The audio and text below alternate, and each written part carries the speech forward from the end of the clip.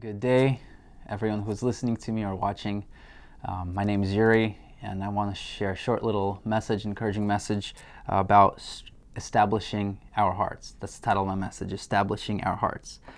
When I was a kid, my dad always told me, eat oatmeal, kushaj kashu, I'm like, why? He's like, it's good for your heart. I'm like, okay, good. So today we're going to be talking a little bit about a different heart. The heart the Bible talks about. The heart that the Bible describes as pretty much who we are as a person. And I want to read one passage from James 5:8 where it says, "You too, be patient, strengthen your hearts, for the coming of the Lord is near." Just like my dad wanted me to strengthen my heart by eating oatmeal, our Heavenly Father's desire is also for our hearts to be strong. And he says here, strengthen your heart. You know probably better than I how our hearts can have so many things that can consume them and bring about fear, right? We have the coronavirus going on, a little tiny virus that has taken over the world. Today I was talking to my manager and he was telling me how the price of material is going up and that it's going to directly impact our line of work. So that made me a little bit worried. Some people, they don't want to get old because they're worried about all the problems that they're going to encounter when they get old, when they get sick.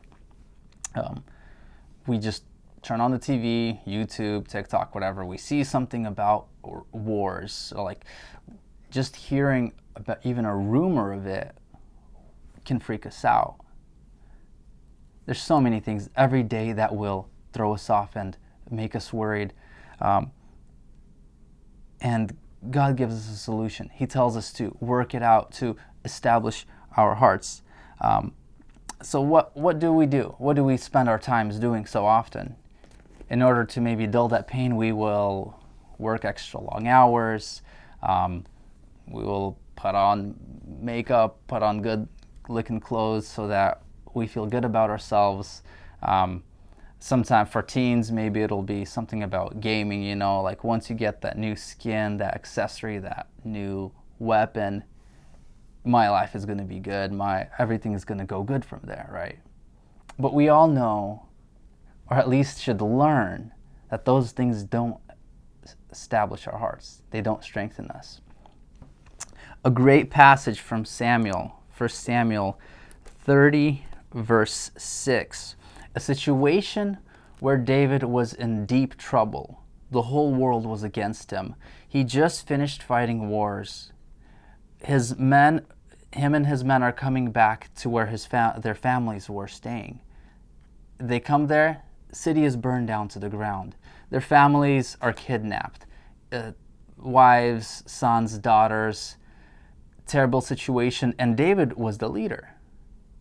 So all the people start getting mad at him. At first it says they were crying up until they had no more strength to cry. So David is going through this pain, and now those people that he was fighting with, they are turning towards him and they are going to kill him. And we read in 1 Samuel 30, verse 6, "Moreover, David was greatly distressed because the people spoke of stoning him.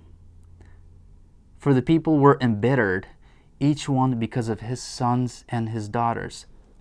But David strengthened himself in the Lord his God." We find this in the great hero of the Bible.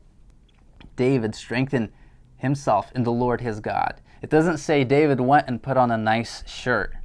He didn't go spray some cologne on himself. He didn't try to go and work out to scare everyone off because of how strong he is. No. Those things wouldn't work. He was at the end of himself, and at the end of himself, David comes to the solution that he has to go and find strength in the Lord his God. And this is my plea, my encouragement to you and to myself. When we are backed up into a corner, that we would find strength. Look for that comfort. Look for our heart to be established in God himself. In in the New Testament, we read in Matthew 11:28, where Jesus himself is calling us to do this as well.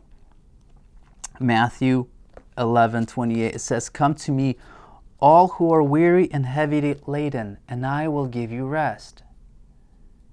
Take my yoke upon you and learn from me, for I am gentle and humble in heart, and you will find rest for your souls. For my yoke is easy and my burden is light."